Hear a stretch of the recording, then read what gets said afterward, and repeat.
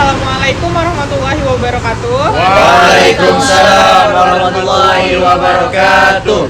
Sebelumnya saya ucapkan terima kasih yang sangat banyak untuk teman-teman semua yang sudah mau berpartisipasi dan secara sukarela bergabung pada kegiatan kita pada hari ini. Jadi sebelum lebih jauh, ada baiknya kita berdoa agar kegiatan kali ini diberikan kelancaran. Mari kita berdoa menurut agama dan kepercayaan masing-masing. Berdoa dimulai.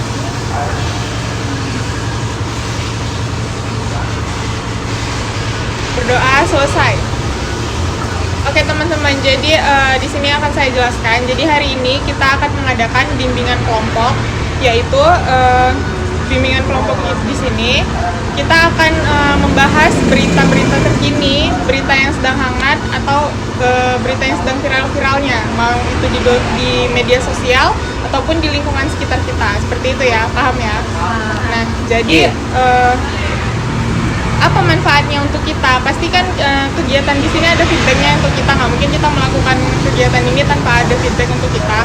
Jadi feedbacknya itu yang pertama itu melatih komunikasi tentu saja, karena kan kita di sini berkomunikasi satu sama lain, memberikan tanggapan-tanggapan. Kemudian feedbacknya yang kedua melatih untuk saling menghargai pendapat, karena nanti bukan pendapat kita satu orang saja yang didengarkan di sini, semuanya ikut berpendapat, semuanya beropini. Kemudian manfaatnya juga untuk menambah wawasan, karena kan mungkin saja hal yang akan kita bahas di sini mungkin sebagian orang belum ada yang belum tahu atau belum paham. Nah, mungkin dengan adanya kegiatan ini menjadi lebih paham, seperti itu ya. Nah, kemudian seperti yang telah lalu itu kan kita kegiatan konseling kelompok itu ada asas-asasnya juga. Nah, kita di sini juga ada asasnya, yaitu asas kerahasiaan dan juga kesukarelaan. Asas kerahasiaan itu kita nanti mungkin aja di sela-sela pembicaraan kita ada yang membahas masalah pribadinya. Itu harus dijaga kerahasiaannya. Yang tahu hanya boleh yang ada di forum ini saja, tidak boleh diketahui oleh orang luar dari forum ini, gitu ya. Kemudian yang kedua, asas kesukarelaan itu kita di sini hadir berpendapat itu atas dasar sukarela, tidak ada dengan tidak adanya paksaan, gitu ya. Mungkin semuanya sudah paham ya? Iya. Oke, terima kasih semuanya. Oke, kita sekarang masuk ke topik. Jadi kalau di bimbingan kelompok ini ada dua topik. Yang pertama topik bebas dan topik tugas. Kalau topik bebas itu masing-masing dari kita itu memberikan topik, misalnya apa yang mau dibahas gitu kan. Misalnya ini beda-beda, berbeda-beda gitu kan. Namun kalau topik tugas itu saya sendiri yang memberikan topik yang akan kita bahas. Nah, pada hari ini kebetulan saya sudah menyiapkan materi, saya sudah menyiapkan topik yang akan dibahas, yaitu mengenai efektivitas belajar di masa pandemi. Setuju ya kalau kita bahas itu ya? Setuju ya? Terima kasih. Oke. Kemudian sebelum kita memulai membahas topik, ada baiknya kita memperkenalkan diri ya satu persatu. Dimulai dari saya. Nama saya Adinda Putri Kinanti Daulay, biasanya dipanggil Adinda. Saya dari jurusan Bimbingan Konseling Pendidikan Islam BKPI 4, Fakultas Ilmu Tarbiyah dan Pendidikan dari Universitas Islam Negeri Sumatera Utara. Kemudian selanjutnya boleh perkenalkan namanya. Saya Muhammad Arif Sobri, jurusan Hukum Ekonomi Syariah dari Fakultas Syariah dan Hukum dari Universitas Islam Negeri Sumatera Utara. Ya, perkenalkan nama saya Ardian Syawijaya, biasa dipanggil Ardi. Oke, lanjut. Ya, perkenalkan nama saya Faiz Maulana, biasa dipanggil Faiz. Oke, Faiz. Perkenalkan nama saya Pelangi Ashifa, biasa dipanggil Pelangi. Oke. Perkenalkan nama saya Febi Sahira, biasa dipanggil Febi. Oke, Febi. Perkenalkan nama saya Kotru Nada, biasa dipanggil Nada. Oke, lanjut. Perkenalkan nama saya Revina Yani, biasa dipanggil Rere. Perkenalkan nama saya Elbu Jayanti, biasa dipanggil Elbi. Oke, terima kasih semuanya sudah memperkenalkan dirinya satu persatu. Jadi seperti yang sudah saya katakan tadi, kita membahas tentang efektivitas belajar di masa pandemi. Mungkin di sini ada yang punya pendapat gitu tentang efektivitas belajar di masa pandemi. Ada yang punya pendapat atau argumen? Apakah? Oh iya, boleh silakan. Menurut saya belajar di era pandemi ini apalagi melalui daring ya, menurut saya itu kurang efektif. Pertama, ilmunya tuh nggak nyampe. Kedua, ada beberapa dosen yang kayak acuh nggak acuh gitu masalah perkuliahan, ada yang masuk ada yang enggak, jadi kayak nggak efektif aja. Kita kayak cuman membayar uang kuliah, ilmunya nggak sampai.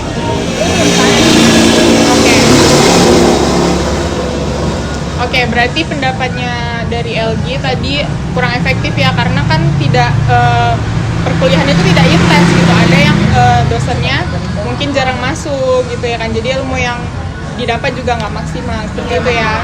Oke, ada lagi yang punya pendapat ya? Oke, silakan Feby. Saya pendapat sama LG karena ada beberapa juga dosen saya yang dia cuma ngasih tugas tapi nggak pernah menjelaskan dari materi gitu.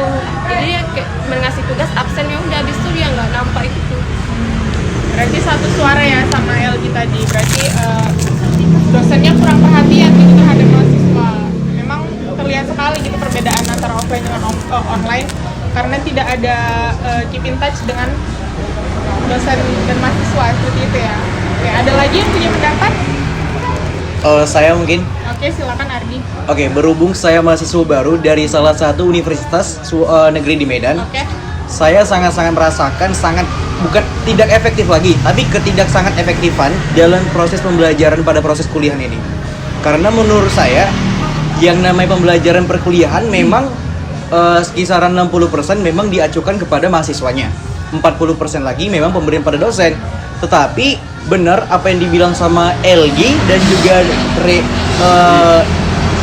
Baby, bahwa dosen itu menjadi acuh tidak acuh. Karena dosen sendiri juga pernah bilang mereka juga nggak tahu mau menilai kita dari mana. Itu aspek yang pertama. Kemudian juga mereka sangat bingung dengan teknologi, karena nggak semua dosen yang sekarang itu mayoritas adalah dosen-dosen muda. Mayoritas dari kampus saya, fakultas saya terutama nih ya, itu mayoritas dosennya dosen-dosen yang udah tua, yang rata-rata profesor, sehingga kadang-kadang mereka juga gaptek gitu loh. Dalam segi penjabaran materi sebenarnya baik.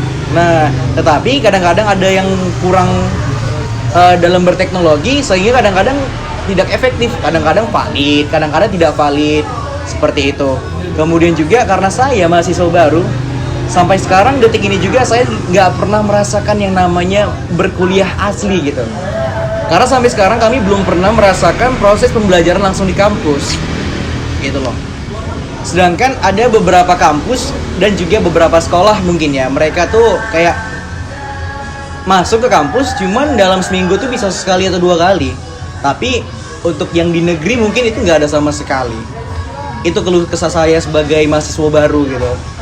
Karena tidak efektivitasan dalam pembelajaran, kemudian juga mahasiswa tapi tidak merasakan mahasiswa. Dari awal online sampai sekarang juga online. Takutnya wisuda juga online kan gitu. Oke, berarti tadi yang dari yang saya dengar tuh ada 3 aspek yang jadi keluh kesahnya Ardi. Yang pertama itu dosen tidak tahu bagaimana menilai mahasiswanya karena tidak bertatap muka seperti itu kan, tidak memperhatikan satu persatu mahasiswanya. Kemudian yang kedua mungkin dosennya gaptek gitu kan, kurang paham elektronik. Kemudian yang ketiga karena masih maba tidak merasakan vibes, tidak merasakan suasana kampus seperti itu ya. Ya berarti masih satu suara atas tidak efektivitasannya belajar di masa kampus. Oke. Selanjutnya ada lagi yang punya pendapat? Ada lagi? Oke, mungkin ada lagi ya. Ada lagi? Mulai ditambah mungkin. Oke, boleh. Karena menurut saya gini loh.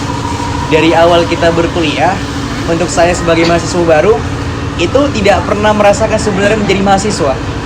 Karena hakikat mahasiswa itu sebenarnya yang dilihat adalah pola pikir. Karena berbeda pola pikir kita yang berkuliah dengan orang yang tidak berkuliah itu pasti berbeda. Nah, penumbuhan karakteristik dalam berpola pikir dalam segi kami mahasiswa baru itu tidak dapat kami rasakan.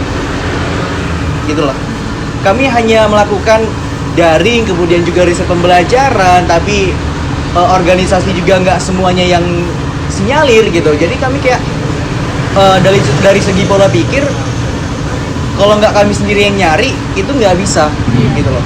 Padahal yang dilihat dari uniknya mahasiswa adalah pola pikirnya. Di sini untuk masalah pola pikir kami sangat-sangat tidak bisa merasakan vibe dan feel sebagai mahasiswa. Itu keluh kesah yang paling terdalam menurut saya. Berarti masih sejalan dengan yang tadi, sepertinya kehidupan maba di masa pandeminya sepertinya tidak terasa seperti Tidak terasa. Mahasiswa Iya, gitu ya. seperti sekolah pada biasanya. Berarti tidak adanya bimbingan, dalam kata lain kita mengalir sendiri, mencari Iya. sendiri seperti itu ya. Oke, ada lagi yang punya pendapat? Mungkin udah semua disampaikan ya, karena satu suara. Karena memang benar pada masa pandemi ini memang benar-benar kurang efektif gitu. Apalagi kan ada beberapa jurusan yang ada mata kuliahnya untuk praktikum. Nah, pastinya praktikum itu memiliki alat yang cukup mahal harganya. Jadi tidak mungkin satu mahasiswa itu membeli alat tersebut. Memang masih satu suara lah, kurang efektif dalam daring ini. Oke, berarti terkendalanya di situ juga ya. Iya. Seperti ketika praktikum, kekurangan alat, Iya, kekurangan jadi tertunda. fasilitas. Iya, jadi yang tertunda. seharusnya ketika offline ada fasilitasnya, Dan ketika online Nggak sulit ada. untuk mencari. Jadi ditunda. Jadi hanya menunggu kabar kapan offline, maka disitulah baru dituntaskan praktikumnya. Tapi kan kita nggak tahu nih sampai kapan offline-nya. Iya. Jadi tertunda ya nggak tahu lah nanti sampai kapan, Allahu a'lam. Oke. Sepertinya kelihatan ya judulnya efektivitas belajar, namun yang terlihat di sini ketidakefektivitasan ya. Iya. Sepertinya. Iya. Oke, sulit memang di masa pandemi seperti ini.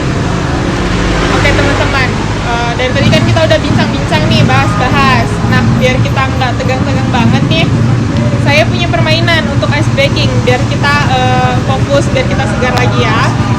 Jadi ice breakingnya tuh gini, cukup ikuti apa yang saya katakan,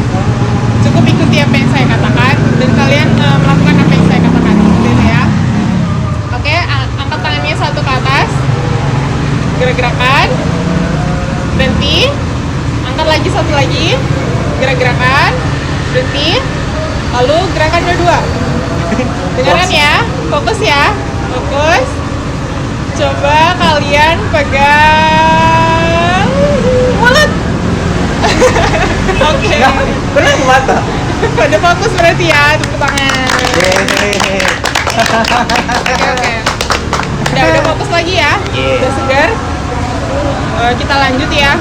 Kemudian tadi kan kita udah bahas nih keluh kesahnya. Ternyata setelah dianalisis lagi ternyata kuliah ini di masa pandemi tidak efektif, ya kan? Nah, terus gimana nih menurut teman-teman cara agar kita tetap belajar efektif, tetap produktif, dan tetap merasakan ilmu-ilmunya gitu, mendapatkan ilmu dengan hanya modul yang diberikan dosen yang mungkin tidak sepenuhnya dapat kita pahami gitu, yang kita cari sendiri. Bagaimana nih menurut teman? Ini dari saya. Ya silakan. Oke, kalau pendapat aku ya, kalau pribadi sendiri apalagi jurusan yang seperti yang saya katakan tadi membutuhkan praktikum, jurusan yang benar-benar gimana ya, perlu terjun langsung sih sebenarnya. Kalau aku pribadi lebih gercep aja sih, jangan nunggu-nunggu dari dosen, jangan nunggu-nunggu dari yang lain, lebih gali lagi, cari informasi yang ada di internet, jurnal, artikel, buku, segala macam. Terus selain itu juga pastikan banyak nih masa pandemi ini webinar. Nah, webinar. Jadi boleh aja tuh diikutin aja webinarnya yang bersangkutan sama jurusannya, atau cari informasi tentang mata kuliah di sosial media. Kan sekarang apalagi masa pandemi ini pastinya ya, kalau menurut aku teknologi makin canggih gitu kan, makin dibuka mata kita lebar-lebar karena memang benar-benar membutuhkan teknologi gitu. Kalau dari aku pribadi gitu sih, dari mulai YouTube mungkin, apalagi praktikum juga ditunda, mungkin lewat YouTube lah. Pasti kan ada yang orang lain yang udah praktikum, jadi oh gini toh caranya, oh ini toh yang mau dibuka gitu. Kalau dari pribadi aku, mahasiswanya lah sendiri lebih mengaktif lebih aktif lagi gitu, jangan nunggu-nunggu. Apalagi masa pandemi, kalau semakin kita diam aja semakin nggak tahu apa-apa gitu. Ya udah, kalau jadi gitu ya gitu aja kalau nggak diri kita sendiri. Kalau dari aku gitu. Berarti kita harus bergerak ya mencari Iya. tahu dengan media-media yang ada. Karena Iya. kan sekarang fasilitas di internet tuh banyak sekali. Banyak, iya, benar. ilmunya, asal kita mau mencari seperti itu ya. Ya apalagi kan udah dapet kuota nih dari Bantuan. pemerintah gitu kan. Ya walaupun tahulah kita sendiri memang nggak tercukupi sih, cuman ya sangat membantu juga lah. Oke. Kemudian ada lagi, gimana nih cara-caranya? Silakan. Ini menurut saya ketidakefektifan ini karena mungkin daring ini juga terjadinya mendadak kan, karena adanya wabah corona ini. Jadi kan ini sudah berjalan cukup lama ya, kira-kira 1 tahun lebih, bahkan bisa jalan 2 tahun. Nah, menurut saya itu sebaiknya pihak kampus itu lebih mengefektifkannya lagi gitu. Seperti mencari kan ada tuh beberapa dosen yang gaptek. Jadi pihak kampus tuh harus lebih intens lagi dalam melakukan kuliah daring ini, seperti mencari tahu dosen-dosen mana yang gaptek dalam melakukan media sosial seperti Zoom gitu kan. Terus ada beberapa dosen juga tuh yang jarang masuk. Jadi pihak kampus harus lebih melihat lagi mana dosen-dosen yang dalam perkuliahan ini kurang efektif dan melakukan tugasnya gitu. Jadi mahasiswanya juga nyaman kuliah, dosennya juga mengikuti aturan yang telah diberikan oleh pihak kampus. Biar sama-sama Tambahan efektif. sedikit boleh. Apalagi tadi kan agak menyindir ke pihak kampus ya. Kalau sekolah aku kurang tahu kayak mana sistemnya. Cuman kalau untuk kampus, saran aku nih agak lebih untuk server. Nah, karena pasti apalagi pandemi gini kan, mungkin kalau offline misal e-learning gitu kan, pas offline mungkin jarang dipakai e-learning. Apa masa pandemi inilah e-learning. Jadi kalau saran aku dari pihak kampus, coba diperbaiki lagi e-learningnya, diperketat. Karena kayaknya sering banget gitu, pasti banyak lah beberapa kampus yang servernya down atau mungkin memang kurang fasilitas e-learningnya, yang kapasitasnya nggak ngerti lah saya kan. Jadi lebih kayak mana ya, benar kata saudari Elgi, dari mahasiswanya oke, dari pihak kampusnya oke, jadi jalan daringnya gitu, jadi balance lah dibilang.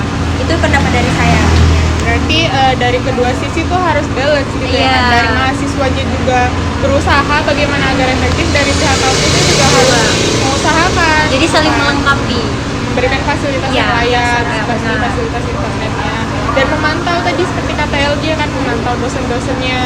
Daripada dibiarkan, mungkin mahasiswanya tidak bisa mendapat apapun. Iya, Kalau benar. dibiarkan dosen-dosennya yang tidak gaptek lah bisa dibilang ya. Oke. Selanjutnya ada lagi yang memberikan mungkin gimana sih upayanya biar efektif di masa pandemi ini. Ada lagi? Oke, mungkin saya ya. Tadi kan dari LG dan juga Rere sudah menyampaikan yang opini tentang kampus. Oke, kampus sudah oke. Kemudian kita balik pada berlawanannya, madounya kalau dalam bahasa dakwahnya gitu kan. Karena saya kan fakultas dakwah, madou. Kemudian juga kita kembali lagi pada karakteristik diri sendiri. Kita kuliah mau cari apa? Kita balik ke situ dulu, nggak usah jauh-jauh sampai ke depan sana. Kita ingin ini, kita ingin ini, tapi kita balik pada diri sendiri dulu. Diri kita sendiri dulu. Kita ke kuliah tuh maunya apa? Kita masuk kuliah tuh kenapa? Ingat target awal kita masuk kuliah untuk apa? Kemudian juga terapkan pada sisi-sisi sela-sela kita pembelajaran. Gitu loh. Ketika target untuk kita kuliah sudah melenceng, maka hal-hal seperti tadi yang jadinya banyak menyalahkan, kemudian juga banyak tidak mau. Kalau misalnya dibilang ya, kalau dari teman-teman kelas saya sendiri, sebenarnya dari awal itu kayak mereka dari karakteristiknya, mereka itu udah jenuh dengan pembelajaran karena mereka dari karakteristiknya sendiri sudah memang salah jurusan. Nah gitu loh, sudah salah jurusan, jadi mereka mengerjakan perkuliahan, menjalankan perkuliahan jadi acuh tak acuh, sudah setengah-setengah hati gitu loh. Jadi kita tidak bisa juga menyalahkan pihak kampus, tapi kembali pada diri sendiri. Kita tujuan ke kampus itu ngapain? Kita belajar di kampus itu ngapain? Toh kalau memang penerapan pada diri kita bagus, kita di kampus memang mau belajar, mau mencari ilmu, ingin apa, pasti bakal tertuju dengan baik, bakal termanajemen dengan baik. Oke. Jadi coba kita belajar sama-sama mungkin untuk tidak menyalahkan dulu, tapi kita pada diri sendiri dulu. Karakteristik dulu kita perbaiki, baru kalau memang udah bener-bener baik, kita baru bisa beralih ke yang lain gitu loh. Menurut saya. Oke, berarti intinya niat dari diri sendiri dulu. Iya. Dan itu mungkin berhubungan dengan yang dikatakan Rere tadi. Setelah kita niat, mungkin kita bisa mencari tahu sendiri, ya kan? Kita inisiatif, kita bergerak mencari ilmu itu, cari media-media yang ada seperti itu ya. Oke, berarti mungkin dari semua pendapat teman-teman mungkin bisa sudah dapat pencerahan ya, kita tuh harus apa, kita harus berniat menjadi lebih baik lagi intinya ya. Oke. Selanjutnya dari pembicaraan kita hari ini mungkin ada pesan dan kesan dari teman-teman sekalian, atau mungkin apa gitu kesan dari pembahasan kita hari ini, mungkin ada lagi. Oke. Mungkin saya ya. Untuk saya pribadi, ini adalah suatu grup diskusi yang sangat baik karena di sini kan adalah kumpulan mahasiswa juga. Mahasiswa yang sama-sama saat ini terkena dampak dari COVID-19, COVID-19, sama-sama melakukan daring, sama-sama melakukan pekerjaan segala sesuatu dengan tidak nyata atau virtual gitu kan. Ini sangat bagus dilakukan karena demi mencapai keefektivitasan dalam pembelajaran gitu loh, sharing-sharing dalam keresahan, karena kalau kita mencari sebuah solusi harus ada keresahan kan, seperti itu. Maka menurut saya ini salah satu langkah yang baik dari pihak BKI juga membuat seperti ini, bagus menurut saya. Berarti intinya pada hari ini kegiatan ini memberikan kesan yang baik. Iya. Karena juga membuat kita mendapatkan Pembelajaran yang baik, vibes juga yang positif hasilnya. Mungkin dari Arki sudah mewakili ya dari teman-teman yang lain, benar? Setuju ya? Oke teman-teman, terima kasih atas partisipasinya. Mungkin kegiatan ini bisa ditindaklanjuti jika teman-teman sepakat ya. Iya boleh. Oke, untuk kegiatan lanjutannya mungkin bisa kapan kita lakukan kembali? Minggu depan mungkin ya. Minggu depan setuju? Iya. Ada bisa?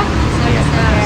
Terima kasih ya teman-teman atas partisipasinya, atas argumen, pendapat, serta antusiasnya. Saya ucapkan banyak terima kasih.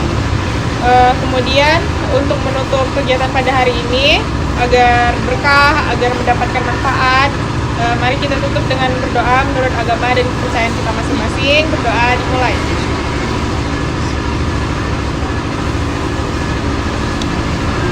Berdoa selesai. Dan sekali lagi teman-teman, saya ucapkan terima kasih. Jangan lupa untuk kegiatan kita di minggu depan. Selanjutnya saya ucapkan salam. Wassalamualaikum warahmatullahi wabarakatuh. Waalaikumsalam warahmatullahi wabarakatuh.